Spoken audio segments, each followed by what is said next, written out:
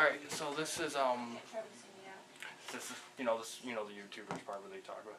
Alright, this is gonna be the first video for my interview show. My guest here is yeah, sorry.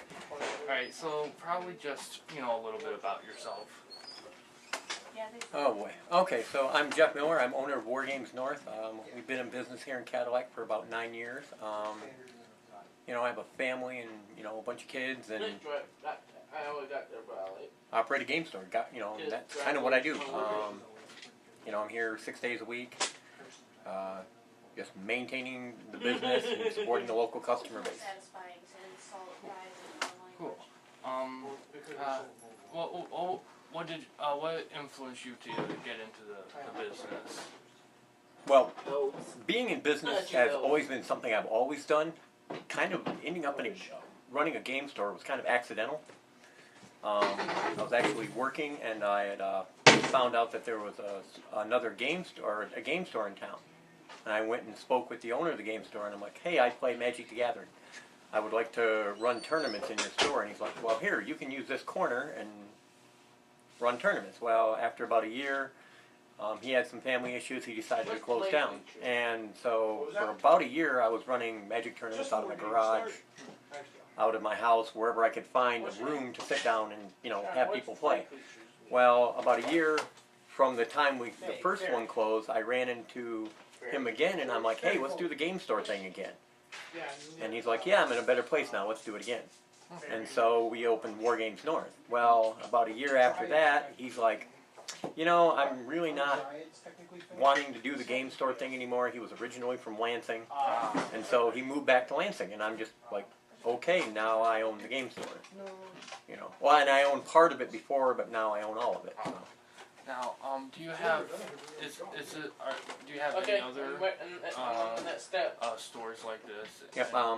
When Lake City used to have a movie gallery, and when that went out of business, I opened a video store, and my wife runs that. Okay. And then, if you count, they're all kind of one entity, except the video store. Whereas, but while I'll do online sales, I'll do shows and conventions. They're all basically parts of the main business, even though they operate in a separate manner. Because when we're selling online, that's completely separate from when we sell in store. And when I go out and do shows, it's like having 3 businesses that operate as one business. Not sure if that makes sense. Because they're two. The online thing is extremely different compared to the store. Yeah. And then the conventions is another different thing entirely. It's just, but they're all part of the gaming and the collectibles, but they're separate. Did you grow up being? Is that another part of the gaming and all the other products? Did you grow up playing? No. Oh. No. In fact, I played a few video games, just like anybody growing up, but to this day, I still really don't play a lot of video games. In fact, I haven't actively played a video game system since the NES. Interesting. I've never owned an Xbox. I've never owned a PlayStation. I just do not find the games interesting. I get you. Yeah. So, I kind of ended up here kind of by accident. So when I was in college, I was trying to form a chess club. I was a big fan of chess. I played in high school. I created a club there. So I was at NMC in Traverse City, and I was talking to people about forming a chess club. And they're like, well, we don't necessarily want to play chess. Do you want to come and play D&D with us? And I'm like, okay, I've heard of D&D. Let's go give it a try. And so I started playing D&D with a regular group, and they're like, it just became kind of a thing we did for about a year. We played D&D every weekend. Well, then my dungeon master, she had bought a couple of Magic the Gathering decks. And the Magic the Gathering decks, we both sat down and played them, and she's like, I don't like this. Here, you can have them both. And I'm like, well, I love this. And I started playing Magic, and I started collecting the cards. I started growing a group of friends who like to play as well. And then all of a sudden I went from a very short period of time, from somebody who had never gamed to somebody who loved gaming. Huh. So, yeah. And it happened, like I said, almost completely by accident. You know, the fact that I started playing Magic the Gathering or Dungeons and Dragons was an accident. The fact that I ended up with a store was kind of an accident. Fate. Yeah. No, fate. Yeah. Fate takes a weird turn. Yeah. How did it start?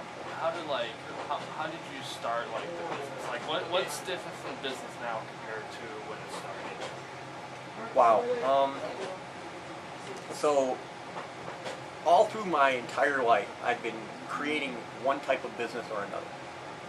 As far back as like second grade, I was creating businesses. I was bringing, you know, like there's a little machine called a badge a minute. It's a button maker. And so I bought a button maker, and I would take designs that you could purchase, and I'd bring them to school, and I would make buttons and sell them to the kids in school. I used to get in a lot of trouble for selling stuff in school. And I kept doing it all the way through high school. And then after high school, a lot of times I'd be working a full-time job, but running some kind of business. Whether it was selling stuff at flea markets on the weekends, or, I started selling on eBay in 2000. eBay was still relatively new then. And I spent my weekends looking around for things that I could buy and then turn around and resell. And I've just never stopped doing this. So whether I was working a job or not working a job, I was always running some kind of business. Yeah, and as far as how things have changed, wow, the internet has changed everything. We do far more online business now than we ever have. But it's almost required. One of the common problems we run into, like recently a new product came out, and to get that product we had to order 10 of them. Well, the problem is I'm only likely to sell 3 or 4 here in Cadillac. So I've got to sell the remainder online, otherwise I haven't even recovered my initial cost. And there's only so many products that you want to sit on and wait until you recover that investment. You don't really want to do that, especially in the gaming industry. Oh yeah, with new games. Yeah, new board games, new card games, new video games. You can buy Skyrim today, and you can't get $5 out of it at the pawn shop tomorrow. And the same thing with board games. A lot of times they'll come out with a board game, and then they'll create an expansion, and then there'll be another expansion, and then a year later they'll go, well, we're going to repackage this with the board game and the expansions for the same price. So now the game without the expansion is worthless, and so are the expansions. And so if you didn't sell those, you're stuck with them. And you're never going to sell them. And same thing with card games, like Magic, Yu-Gi-Oh, Pokemon, they all have a kind of a season. And cards rotate out of season all the time. So even if you're a standard or a modern player, modern cards don't rotate, but modern's only really active in the spring. And standard rotates every year. And so a lot of times when a card leaves standard, its value drops by 90%.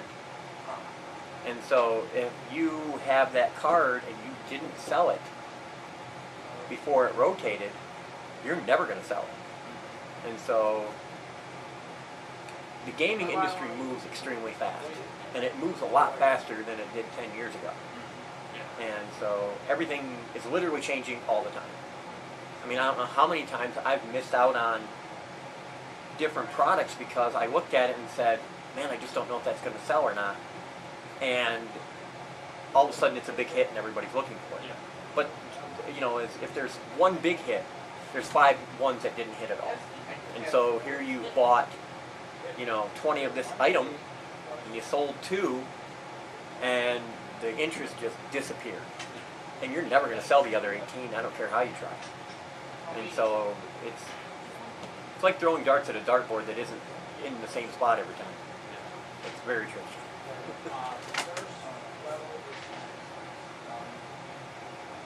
What do you think, minus the difference of products, what do you think separates your business from other businesses, if there are any separating?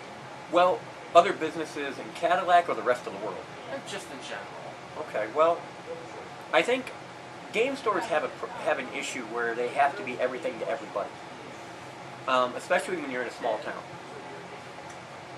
So if you sold just Dungeons and Dragons books, miniatures, and dice, you would be serving a very small customer base, especially in Cadillac. If you sold just Magic the Gathering, again, same thing, one small customer base. Even game stores in large cities, some might have more of a focus on just Magic, or just board games, or just Dungeons and Dragons, but they're not going to survive. You have to multitask, you have to cover multiple product lines. And then you hit these gaps where so Magic comes out with a new set every 3 months.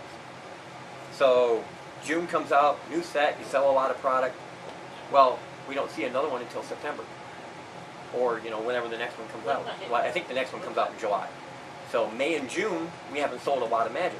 We expect to sell more in July. Well, what do you do as a business for May and June? You still have to pay the bills. The rent still comes due, the heat and light still come due. All the bills that a person has comes due. House payments, car payments, all that stuff. So if you're not selling Magic in June and July, or May and June, you're going to get behind on all your bills. So you have to have something else.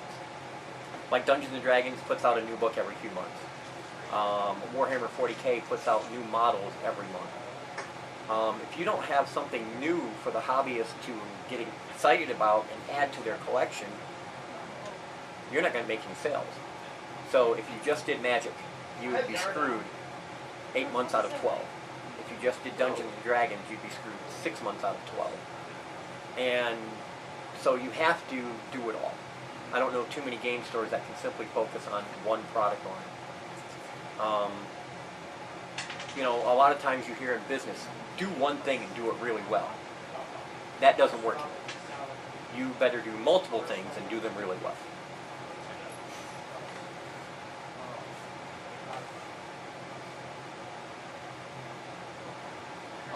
Now, obviously, there's been a surge in popularity in lots of the products you sell here, like the games, video games, comic books, and etc. Do you think there'll be a decline in that popularity, similar to like for example, like back in like the 50s and 60s, like westerns were super popular, then they saw a little bit of a decline. Right, and there was Western action figures, and you could get Howdy Doody dolls and all that other stuff. Do you think what you sell, the products and all that, the culture, do you think that'll go through a similar decline? Well, I see that happening, but I don't see it happening in my store specifically.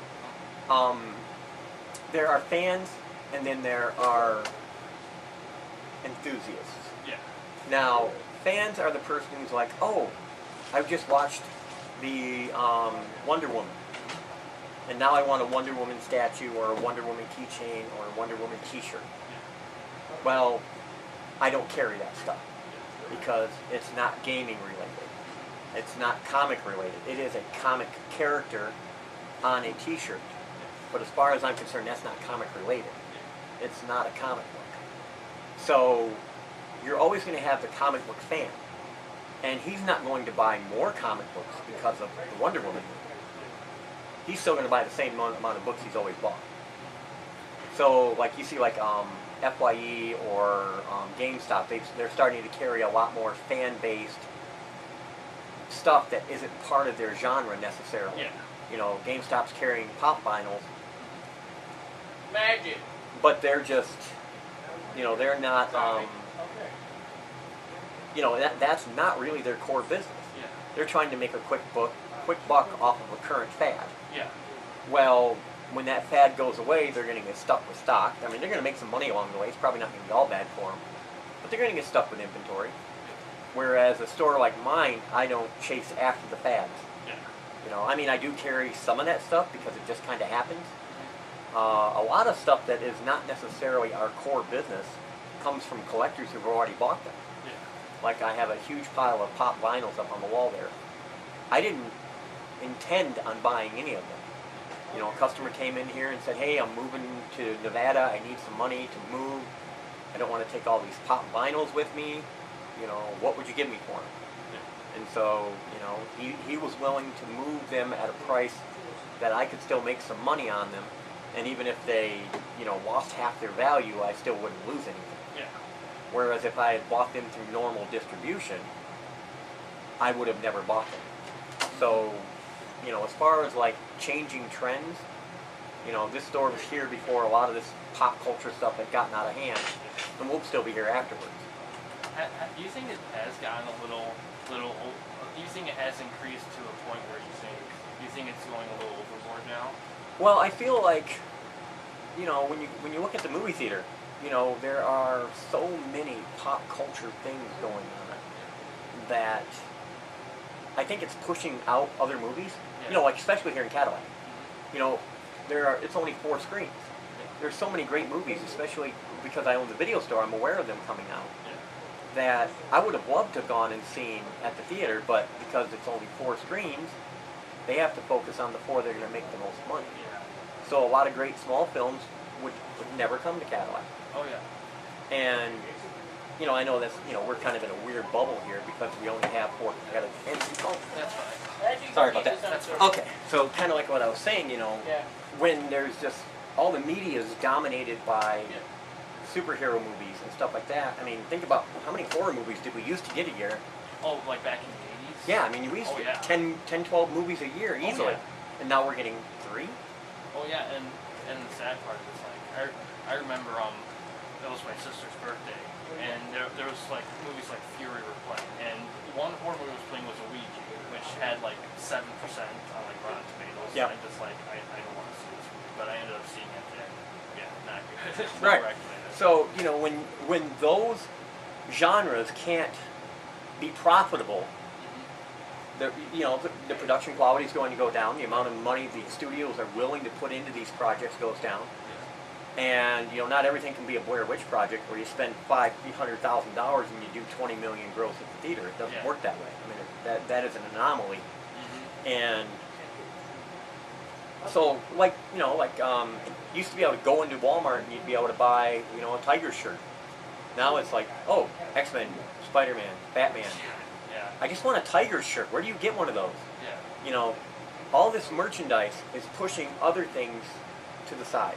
And that's a retailer's job to determine. I think I'm going to sell way more Batman than I am going to sell Detroit Tigers. And so, they've only got X number of clothing racks. They're going to put what they think is going to sell on there. What I always find interesting is because I see, as a retailer, I see a lot of products before the rest of the public sees it. And I get literally 10 emails every day about this new product coming up. Yeah. And a lot of them I look at and I go, nobody's going to buy that. What in the world? Who thought that this was a good idea? And when you produce any type of product, it's not cheap. Especially if you're going to produce it in the kind of quantities that you can get a price down that you can sell in retail stores. I used to work in a machine shop, and so if you wanted to build a plastic injection mold, you're looking at $75,000 to $100,000 to build that mold that in turn makes that one miniature or that one action figure. And then you got to figure out the packaging, the design, all the stuff that goes into that product. You've got a couple, somewhere between $100,000 to $200,000 into that action figure. How many do they have to sell to make that money back? So, 100,000, 200,000. I mean, the amount of action figures they need to sell. I mean, it's insane. And something Shelby, who works for me, she's always complaining about this. When you see action figures on the shelf, say for the Avengers, how many Black Widows did you see? That's a good question. I don't. You didn't. Yeah. It's because the industry believes that only men buy action figures, and they won't buy action figures of a girl because so they don't believe they can sell them, so it wouldn't be profitable, so they're not going to make them. That's just one of those things that is part of that whole industry that really irritates the crap out of me. I mean, if you've seen the Avengers movies and you want to collect all the Avengers, you need a Black Widow, right? Yeah, of course, I mean, but they didn't make you one. Yeah. So, I mean, they had a real hard time with Star Wars, with Rey. Yeah. With Rogue One. I mean, they're like, she's the main character. And there were some parts of their product line, they excluded her. I mean, yeah, she did get some action figures, but there were different styles, like, you know, whether it's a 3-inch or a 5-inch or a 9-inch or whatever it is. She was excluded from some of the product lines as the main star because she was a girl. Yeah, that's very strange. Yeah, I mean, to think that only guys buy action figures. I mean, I've done enough conventions and being in my store to know that the fandom is about 60-40. Yeah. You know, I mean, it's not an even split, but it's a lot more diverse than people think. Yeah. So I know we got off on a tangent there. Sorry about that. All right, now this part is just pretty much just little opinions about various topics of like stuff like comics. So this is more of the fun stuff. So in general, do you like? This might be a very tough one, but do you like? Do you prefer Marvel or DC? Oh, definitely Marvel. Definitely Marvel. I don't like DC. Oh, really? Why is that? The examples are numerous, but let's go with the easy ones. DC Comics has a tendency to be less about story and more about action. I like character development. I want to understand why this character is doing what he's doing, not that, oh, there's bank robbers, let's go beat them up. Well, why do I care that there's bank robbers? That's somebody else's job, right? Isn't that the police's job? You know, why is this guy out there? You know, why is this person getting involved in these situations? What is their driving force? One of the things that really kind of irritate me about DC is their whole movie universe. Oh, yeah. How many freaking crappy Batman movies are you going to give me before you stop giving me crappy Batman movies? How many just their media, their television and movies is just nothing compared to Marvel. They've got their stuff together way better. So I mean, yeah, those are kind of the two bigs that I'm more of a Marvel fan than a DC fan. So you're not a fan of like Nolan's Batman movies per se? Yeah, I understand that. I remember like Dark Knight personally, it's my favorite movie, but I show my mom that and like my parents, and they didn't like it at all. No, I'm bad about this. Which one was the Dark Knight? It's Heath Ledger Joker. Oh, you know, I have not seen that. Really? I still have not watched it, mostly because I'm a huge fan of Heath Ledger, and now that he's dead, I don't really want to watch it. So it's kind of like, I just can't do it. Like when Robin Williams passed away, I used to watch Good Morning Vietnam about once every 6 months just because it was one of my favorite movies of all time. Yeah. I have not watched it since. Yeah, I get you. It can be hard when someone dies to watch something that they were in. Well, you know, and it's weird because, you know, it's not like I was a friend or an acquaintance of any kind, but when you watch these people in movies and television, you can appreciate what they've done, and especially if you really enjoy it, and then you realize you're never going to appreciate it again. Yeah, it sucks. I mean, one of my favorite Robin Williams movies of all time is Millennium Man. Millennium. What it was is he was a robot. Oh, do you mean Bicentennial? Or Bicentennial? Oh yeah, Bicentennial Man. Yep, Yeah. I always mess that name up. But yeah, one of my favorite movies of his. I can't watch it. I just can't watch it. And then especially at the end where he dies. Oh, yeah, I can imagine that. Like, Yeah. oh wow, I don't know if I can watch him die again. You know, not now. Oh yeah, I remember I was like, you know, the Detroit flood from a few years ago. Mm-hmm. Yeah, me and my dad were taking my mom to the airport so she could go for a job meeting thing, and the flood hit, and we lost our car and a lot of stuff. We picked what we can, we stayed out there, and it was the same day that Robin Williams died. And it was just, I remember just, we were driving through and the radio was playing, like, we got picked up by someone, fortunately, to a hotel, and we were driving through and Robin Williams has died, and we go to a hotel, and all that's playing on all the channels is Robin Williams had passed, and I'm just like, this is the worst day ever. Right. So do you, what would you say would be your favorite Marvel character? Oh, that's easy. Wolverine. Wolverine. I'm as far as like, if you were to tell me, or if you were to ask me what was your favorite Marvel storyline. It's always going to be the X-Men. In fact, my wife and I got into a big discussion about this the other day because she was talking about a character, Firestar, which hasn't seen, and she was sitting there talking about how interesting it would be to maybe see Firestar in a movie. And I'm like, well, she would definitely have to be in an X-Men movie. Oh yeah. And she goes, well, why is that? I go, because she's a mutant. And she goes, well, aren't they all mutants? I'm like, no, Spider-Man's not a mutant. Hulk's not a mutant. Iron Man's literally nothing. He's just a rich guy, you know. So, I mean, he has no powers, period. He just has all the cool gadgets. So, I mean, you know, and that's the problem with the Marvel Cinematic Universe, is different companies own different parts of it, which is incredibly annoying. But, you know, when Marvel got in financial trouble back in the 90s, they had to sell off pieces to stay a business. Oh yeah. Could you imagine if this whole superhero craze had kicked in back in the 90s? Oh man. Marvel would be a juggernaut. They would have bought Disney instead of Disney buying Marvel. Oh yeah. Yeah.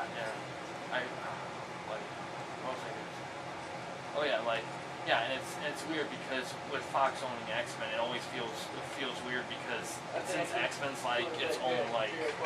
It can almost exist as its own universe itself because of many character stuff. So it can kind of work, but at the same time, when you watch like Civil War and which was in my opinion great, but when they change, like when you take out the mutant part out of the Marvel universe, it leaves a pretty big hole. Oh yeah, a giant glaring hole, and you're sitting there going, how is this even going to work? Yeah. And then we're going into the Infinity Watch and the Infinity Gauntlet stuff, and you're sitting there screaming at the top of your lungs going, this isn't going to work. How are we even going to make this even close? But, you know, we get into this discussion all the time around here. We have to realize that the cinema universe and the comic universe are two separate universes. Oh, yeah. I mean, and it's okay to function that way, because even in comic books, there's so many darn timelines. Yeah, I mean, you can pick and choose all your timelines, and it doesn't really matter. So you just have to look at the cinema universe as a separate timeline. Yeah. And it sucks, and I don't like having to deal with that. But if you have to deal with a reality and a non-reality kind of situation, that's the one you're stuck with. Yeah, and it's so weird because I think, to my knowledge, I think the only products left unavailable for Marvel are X-Men and Fantastic Four. Right. Correct. Yeah. So that's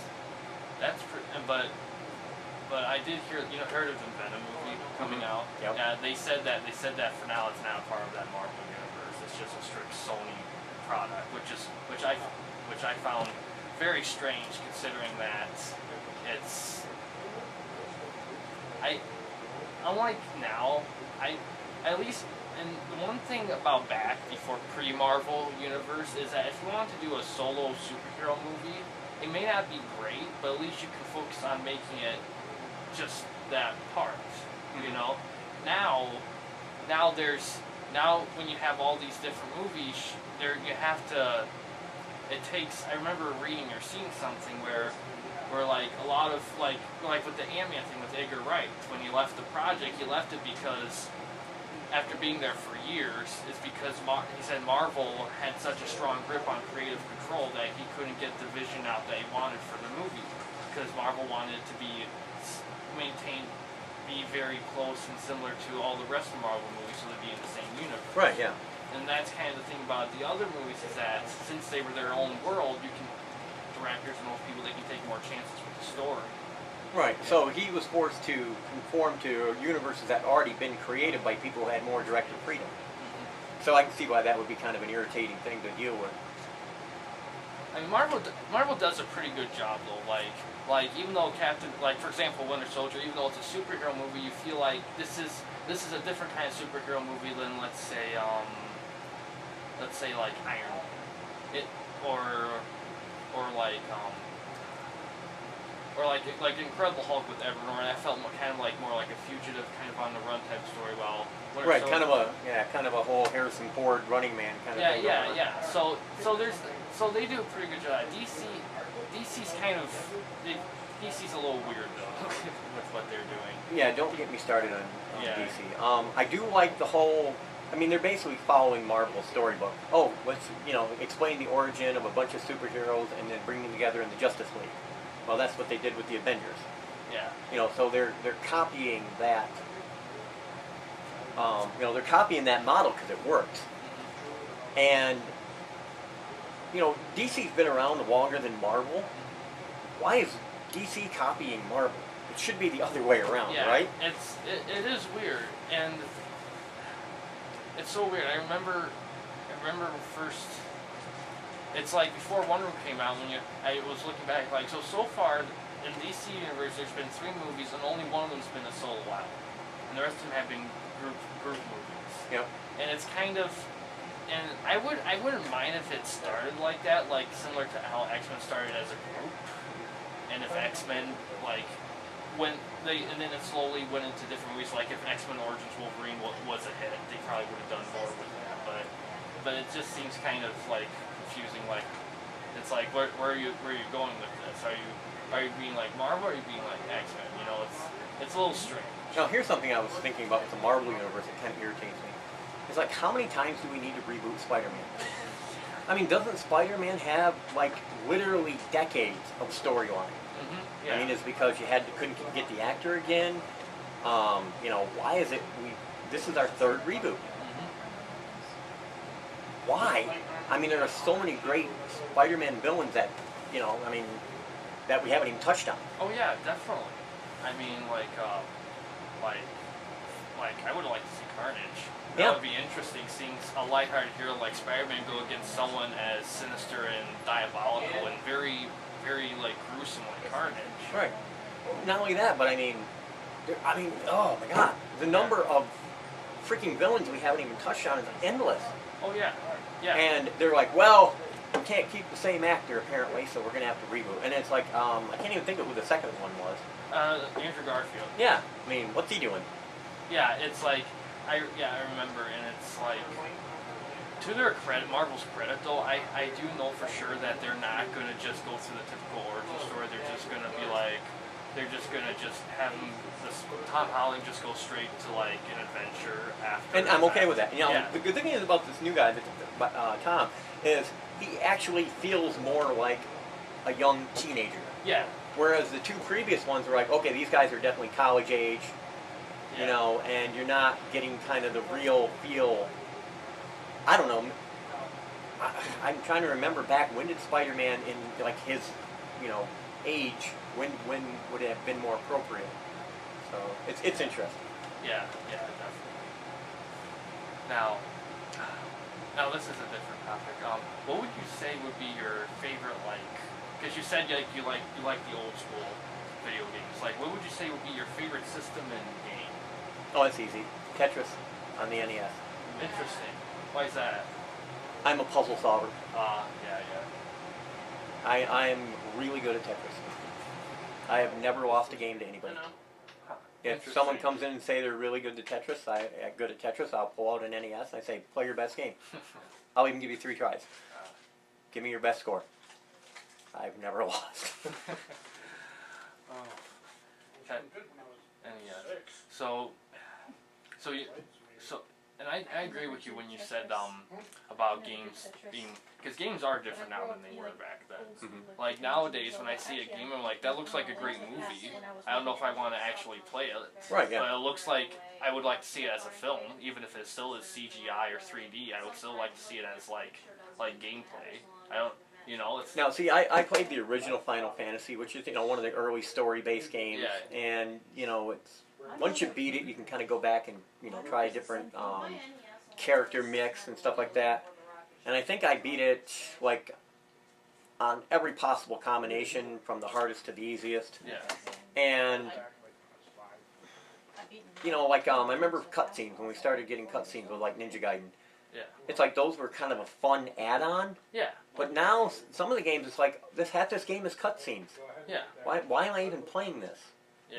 And then, you know, not to sound 100 years old, but the controllers just have too many damn buttons on it. I kind of understand you. Probably the only thing I have issue with is the camera angle button. Because if you mess up, you get in a weird angle, and if you're fighting or you're doing something, you get in a weird angle and you don't know what you're doing. You're going to get lost. Well, like, you know, the NES controller had, you know, left, right, up, down, hit, jump. Yeah. I mean, you had 3 buttons. Mm-hmm. And then I remember when a buddy of mine had gotten a Sega, and we were playing Columns, which is kind of just a cheap rip-off of Tetris. Yeah. And, you know, the Sega had more buttons, but you only needed left, right, and one of the buttons. Yeah. And now it's like, I pick up like a 360 controller, because, you know, we sell them here in the shop, and I'm sitting there looking at all these different buttons on this thing going, I don't think I have the memory to remember what buttons to hit. I don't even think most people do. I think you're just mashing buttons and hoping something good happens. Yeah, yeah. It's definitely strange. Would you so like would wow would you what was I gonna ask? Oh yeah.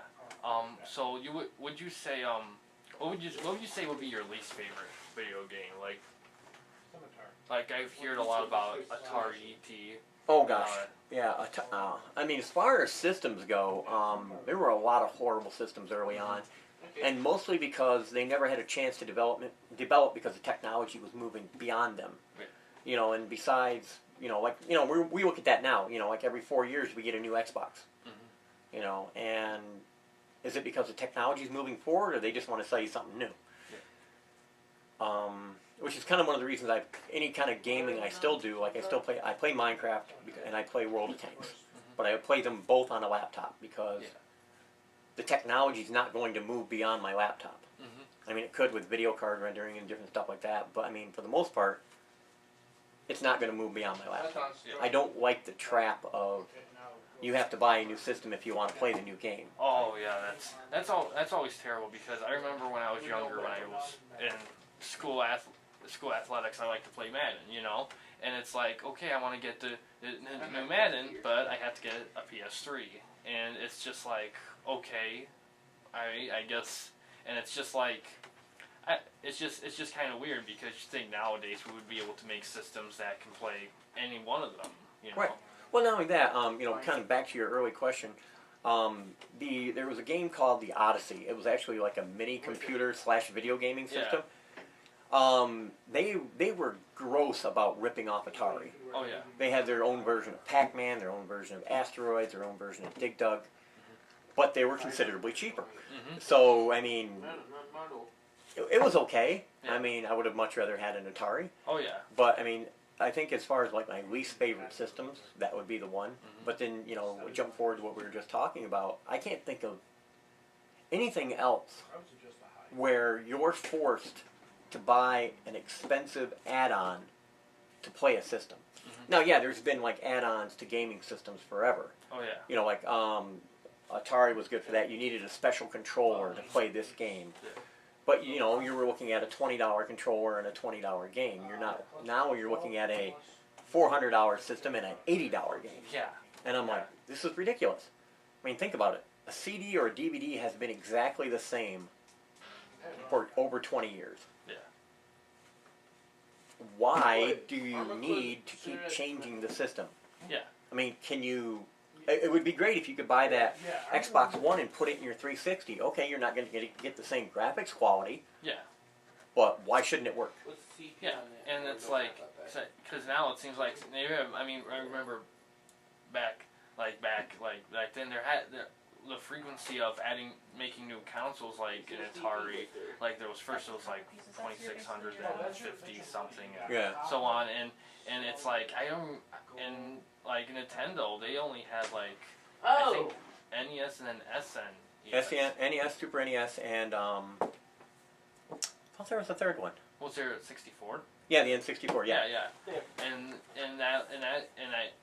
that was kind of just. But that was like decades between them. Yeah, yeah. I mean, now it's like, every 4 years, new system. Oh, this game's only available on PlayStation. This game's only available on Xbox. Only available on Wii. So now you're buying a new system every 2 years. Yeah. If not sooner. Yeah. And yeah, it's bogus. And now we're getting something back. Kind of go back to GameStop. Is everything's becoming downloadable content. Oh yeah. Oh look, you don't have to go to GameStop. There's no system. There's no physical game to buy. There's no physical game to resell. Mm-hmm. And that's a lot of what they're doing, because GameStop is closing stores this year. Oh yeah. And they're trying to do this other merchandise, this other pop culture stuff, to supplement their loss of revenue. So That'd be good because I seen something on the news the other day, and they were complaining about how millennials are killing different types of stores.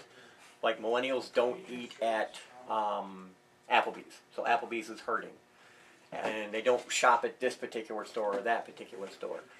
Well, yeah, there are definitely changes in where people are spending their money. yeah. You know, I have 4 children. All of them are 18 or older. So my 2 sons are 18 and 19. When you go in their room, there's nothing in there. Oh yeah. When I was a kid, you walked into my room, you tripped over stuff. Oh yeah. I mean, there were literally toys and comic books and sports cards, and I mean, there was physical copies of something everywhere. Cassette tapes, records, you know, VHS tapes, DVDs.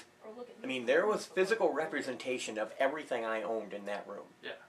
And now, my son can go, here's my flash drive, Dad. All my music's on this. So instead of a stack of 300 CDs, it's a flash drive. Here, Dad, here's my external. It has 40 movies on it, 50 movies on it. Oh, so an external this big or a stack of DVDs this big. Yeah. You know, everything that I ever bought has been digitized. Everything they ever will buy is now digital. Yeah. Do you need a Walmart to sell you digital? No, you don't. So is it the millennials' fault? Is it that generation's fault that everything they want to buy has been turned digital? They didn't demand that it was turned digital. If it was still being sold only in physical form, they would still go buy it in physical form. Oh yeah, definitely. You know, I mean, you know, and as far as like the Applebee's things go, you know, taste, move on. 5 years ago, I loved Applebee's. Now, everything on their freaking menu has shrimp with it. I don't want to pay extra for shrimp. I don't like shrimp. It makes me upset to my stomach. Don't make me pay extra for something I don't want. Now, when I go in there are 2 things I can eat on that menu. And it used to be about half the menu I could pick and choose from, and now it's like, nope, I guess I'm having this again. So, if Applebee's sales are down for any reason, it's because they're screwing up their own menu. And, you know, again, sidebar. Yeah, like, because personally for me, I like having something physical in my hands. I have a large DVD collection. I like owning, because I don't like the idea, I love streaming sites like Netflix and all of them, but the biggest problem is that if there's a movie I like and I want to see it, I have to hope that they decide that they want to have it streamed. Right. And even if I do get something downloaded off somewhere like an old one's iTunes or whatever, if something happens, I can lose it and it's gone, and I have to pay for it again. I've never understood that. It's like, okay, wait a minute. I own a digital copy. Like, I had problems. I have a bunch of movies on my Sony account. Yeah. And I had a hard time. I couldn't get in for a while. And I had to call customer service, and I probably lost 6 hours farting around with those guys to figure out how to get back in. Yeah. And then when I got in, some of the movies weren't there. And I'm like, well, where are the movies? Oh, well, you have to re-enter the code. I threw that code away like 5 years ago. You know, I entered it. I assumed I had it. Now I don't. Why am I going to save this code? You know, that's not the point of how this works. Yeah, you would think you think something that would be more convenient. Right. So, and I think that's part of I think that's a built-in flaw in their system. I think it's intentional. Yeah. You know, because like before you owned a DVD, it would wear out, it would get broke, it would get scratched, it would get lost. Yeah. You'd have to buy another copy. Yeah. Arguably, the digital copy should be unlosable. Yeah, it should. You should never have to buy it again. Yeah. That's not how it works anymore. I was actually I had to buy a new version of Microsoft Office. Yeah. And you used to go down to Office Max and you'd buy the discs and you owned it. Yeah. Now you can't do that anymore. They want you to buy a monthly subscription so that they're in your pocket every month. 1 second. No problem.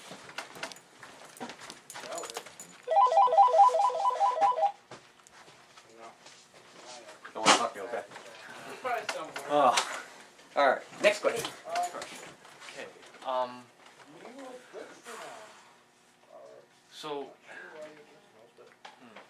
Do you think? Oh, do you think the you think like the new movies like Marvel and DC kind of going back to that? Do you think they've helped your business?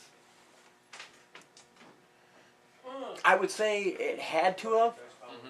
but it's definitely happened on like the convention side. You know, Yeah. when we go out and do shows, because there are just a lot more people walking around. Mm-hmm. A lot more people with enthusiasm about the different products. Yeah. And so anytime you put more people in front of what you're selling, sales are going to increase. Yeah. Has it helped the store here in Cadillac? Probably not. I mean, you know, we still sell the same number of games and same number, you know, Yeah. because we're not carrying the we're not carrying the fan trinkage, you know. We're not carrying lots of shirts or lots of keychains. So as far as in the brick and mortar, I don't believe it's helped me. I mean, I'm sure it's helped some. And every now and then I get somebody who'll pop in and go, you got any Deadpool comics? I'm like, yes, I have Deadpool comics. Well, I want to read about Deadpool. And I go, what do you want to read about Deadpool? Yeah. Well, what do you mean? I go, there are literally hundreds of books with Deadpool in it. Oh, I don't know. Yeah. Well, here, let me start you out with, you know, this trade paperback that tells you the origin of Deadpool or something like that, you know. Because a lot of them are just excited about the fandom, but they're not fans necessarily. Yeah, like, this term's kind of used more in sports, but like bandwagons. Yeah, kind of thing. yeah. Yeah, a lot of people are excited in the moment, Yeah. and that's okay. You know, they want to buy a comic book because they're excited about it, that's great. But if someone were to come in and say, Jeff, I need a book that kind of covers what happened in the Wonder Woman movie. There isn't a book that covers what happened in the movie. The movie is essentially separate from the books. I mean, I could give you 100 Wonder Woman comics that would feature dozens of different villains. But would it be anything like the movie? Probably not. You know, that's probably part of the disconnect, is they're not linear, Yeah. and they aren't designed to work together. No. And you know, that's where a lot of people misunderstand.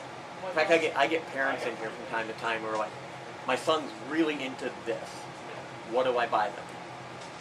And then my follow-up is usually, what do they have? And then the answer is, I don't know.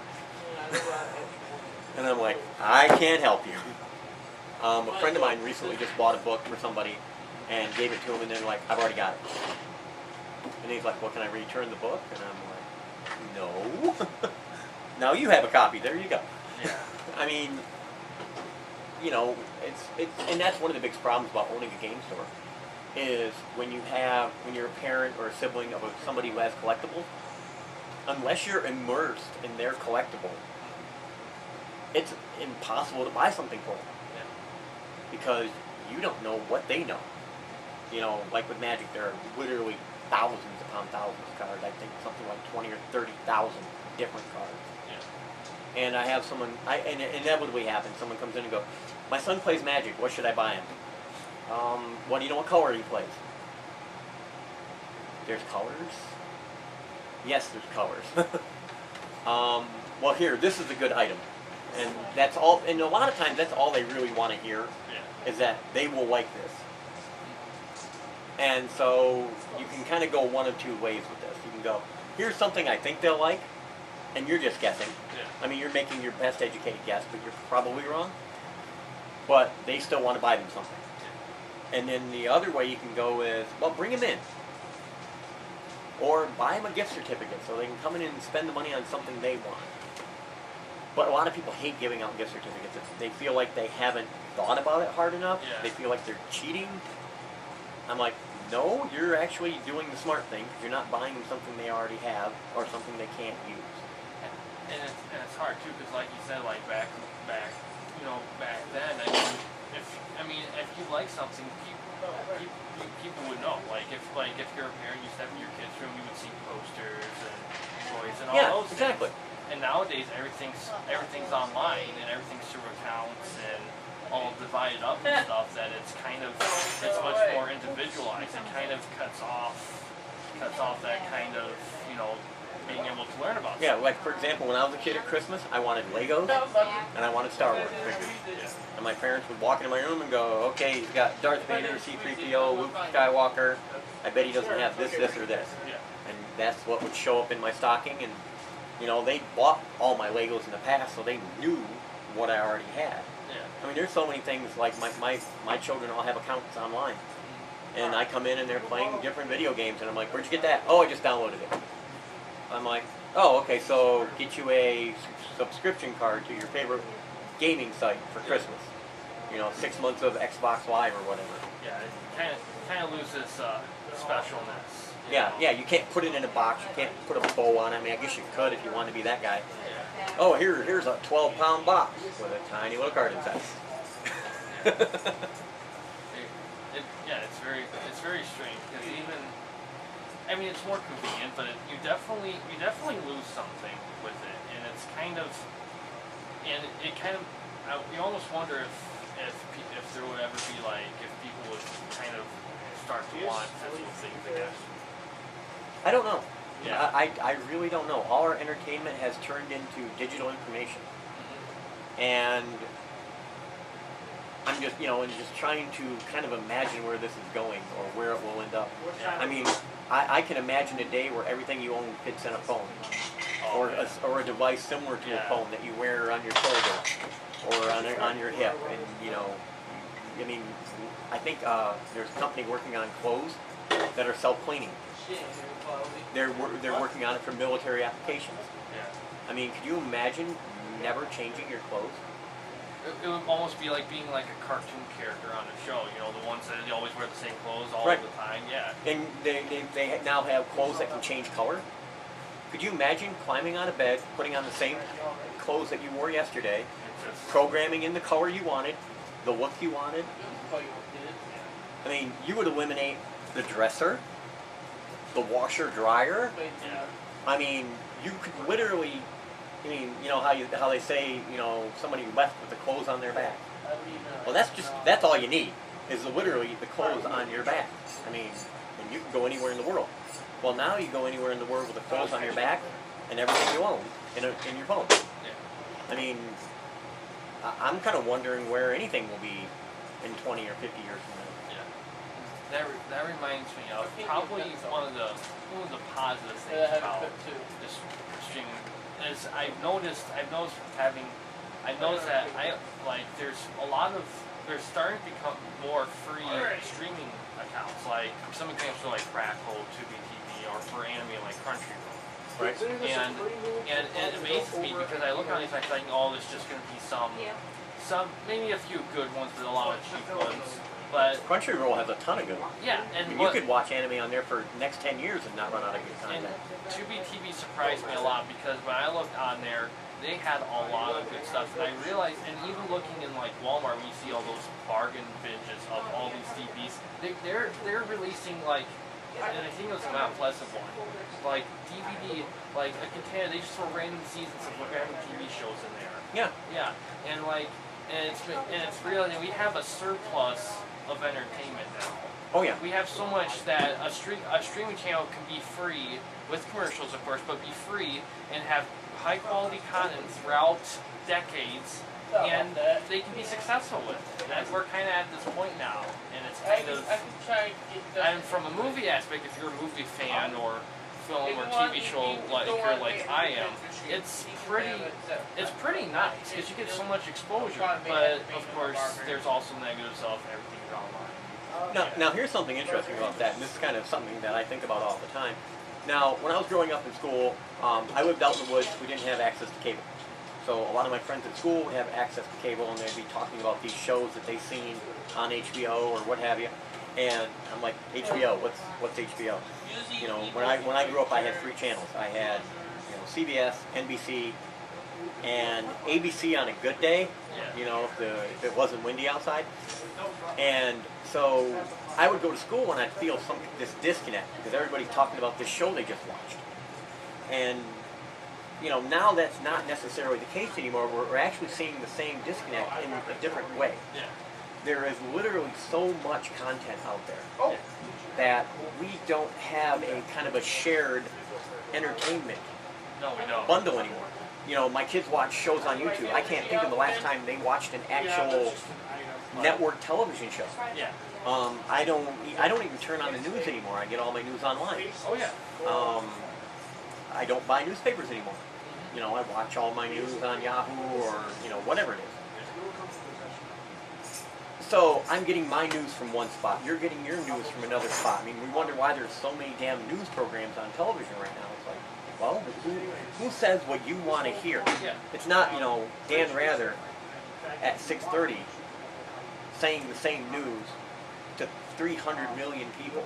Yeah. You know, I mean, you had like 3 channels that did the news. You had ABC, NBC, and CBS. Yeah. And so, you know, 300 million people in the country, 1/3 was getting their news from the same place. Yeah. You know, so you could come in and say, hey, did you see that thing Dan Rather was talking about last night on the TV? And there was a good chance that somebody in the room's going to go, yeah, I watched that. Yeah. Yeah, I agree, I disagree. Yeah. We could talk about it. Yeah.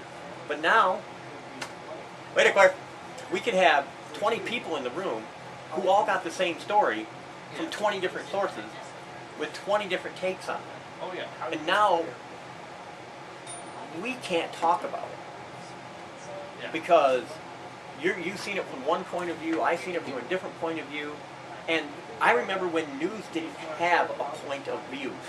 Yeah, it was unbiased. Yeah, you were told what happened.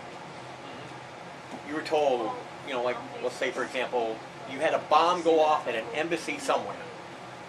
Now it's like, people over here going, well, the bomb went off because of this, that, and the other thing. And then over here the bomb went off for this, that, and the other thing. 2 different completely opinions on a bomb went off. Okay. And you and I could have looked at each other and go, well, I think the bomb went off for this reason or that reason, or I think these people said it or that people said it. But now it's like you're not even given that option to have that conversation anymore. Yeah. Because somebody already spoon-fed their opinion to you, and because you assume that they're, you know, it happened here, they reported it here, and they sent it all the way over there, you have to assume their opinion is considerably more accurate than yours, because it's their job to watch this stuff. Yeah. My job is to hear about it, their job is to tell me about it. I don't have to form an opinion. And I don't even know if I effectively could. Yeah. Because I'm a million miles away from here. They're only 5 miles away from here. So we don't have this kind of discussion. And then kind of the same way with back to the superhero movies. Yeah. It's kind of interesting that our media has narrowed into some tight focuses, which is nice. We never know. Because I can walk in here and go, hey, I've seen the Wonder Woman movie, and then 5 other people else have seen the Wonder Woman movie, and we can talk about it. Yeah. But that's like the one movie in the last 6 months that everybody has seen, at least in my, you know, circle of people that I talk to, Yeah. that we can share a common thread from. Whereas I went and seen Pirates. I'm a big fan of the pirate movies. Yeah. But nobody else went and seen Pirates. Yeah. Or somebody went and seen Sharknado, and I'm like, you watch that crap? They're like, yeah, I like. Kelvin likes Sharknado apparently. So I mean, now we don't have that shared sense of media. You know, we're not choosing from the same small pool of shows that we all can kind of talk about because we all understand the basic premise. Yeah. You know, like when I was growing up, you knew what Cheers was about. Oh yeah. Even if you never watched the show, you knew that Cheers was about some people who hung out in the bar all day. Now if you like come to me and go, you know, like this is even an older show, but like House. Yeah. I don't know what that's about. Haven't a clue. Yeah. I think the guy's a doctor. Yeah. And he's angry all the time. I haven't seen it yet. He's a doctor, and he's kind of one of those classic like heroic jerks type of guy. Okay, yeah. But see, I've never seen the show. Yeah. You know, and Walking Dead. It's a comic book. Yeah. A lot of people didn't know it was a comic book. Yeah. I've never seen a show of The Walking Dead. Yeah. You know, and there is so much media that I have bookmarked and saved that I'm still trying to watch. That it might be 5 years before I get to The Walking Dead. Oh, same. I mean, there's so much stuff, and I love it, but it's kind of hard because, but at an extent, it almost feels like a job to get through all that, and even though you do end up enjoying it, at the same time, it's like it's just you know, it's hard, and especially like Marvel, they're not Marvel. They have product. They have TV shows like they have TV shows on Netflix. They're gonna have a TV show on Freeform, and they have a show on Hulu. I mean, they have it spread out all over the place. If you're a diehard Marvel fan, you're gonna have to get all this stuff. You're gonna have to follow this all. You have to connect it. On one hand, that's fun, but on the other hand, it requires a lot of time. Yeah, And I chose to watch Agents of S.H.I.E.L.D. versus watching Daredevil. yeah, You know, I have like in my schedule, I might have 4 hours a week that I can dedicate to watching something on the television. I chose Agents of S.H.I.E.L.D. for 1 hour of that. yeah. You know, and you know that leaves 3 more episodes of something. Yeah. What? You know, and Okay. it's terrible. I mean, no, we don't have this shared sense of anything anymore. No. I remember No, talking not to good, yeah. one of my college dorm mates from a year before, and he said, yeah, Apple is coming out with their own streaming thing, and you'll be able to access, like, you'll be able to select your own cable channels you want to watch, or something like that. I don't remember verbatim, but it made me realize that I could just own Netflix, Hulu, Amazon Prime, and all the other streaming channels, and any channels like CW or AMC, I can get those too through I can get a cheap cable thing, and I can get access to those. I don't have to watch regular TV. Right. Yeah, I can just watch what I want to watch. I mean, lots of shows I watch, I just binge straight through. That's all I watch. Like a show like Sons of Anarchy, Rescue Me, or any of those shows. If I binge watch them, that's all I watch for like 2 weeks to a month. Right. Yeah. Yeah. Sorry, but this Like doesn't most fit of- in okay. our game. But a lot of the greatest shows that I've seen, but on one hand though, a lot of the quality of TV shows now has skyrocketed. Right. Oh yeah. Do you think would you say the same for movies though? Yes and no. I mean, it all depends on the budget and what they're willing to do. Yeah. I mean, CG has just blown away the amount of stuff that can be done. I mean, it was crazy to look at Star Wars back in the 80s when they were doing stuff like Return of the Jedi and stuff like that. And then you look at it now and it's like, holy cow! Can you imagine that movie being made today? You know, the depth of field. I mean, the fact that you almost feel like you're in the movie. I mean, like go see a movie in an IMAX in 3D, and it just blows your mind how close everything just feels. I mean, it becomes kind of a living experience. And you know, like I like old television shows that I grew up with. Like there's one called Airwolf. It was about an attack helicopter. Yeah. And I look back at, I've been watching the show now, and I've been looking back at it and going, oh my gosh, I can't believe I watched this. And like they would use cutscenes to fill time, Yeah. and you would see them like episode after episode after episode. This attack helicopter flying over the same patch of desert repeatedly. Yeah. It's like, wait a minute, I've seen that cactus like every episode. Does he get his own starring role? I mean, he's in every episode. Yeah. They fly over it every show. And you don't see that abuse of cutscenes. And I remember watching Thundercats one time. It was my favorite cartoon growing up. And they would Lionel would be doing the thing with the sword, and they'd cut to him standing there. And one time he was in the mutant's castle, and the cutscene took him outside. And then he's back in the castle, and I'm like, wait a minute, guys. Didn't somebody notice this? You didn't want to animate an extra 5 seconds? You're cheating here? I mean, a lot of things as far as quality have changed. I mean, you can tell, you can almost date the exact age of television or a movie based on the quality of the film itself. You're like, oh yeah, this is from 1975. I mean, I've seen like 3 movies from that year.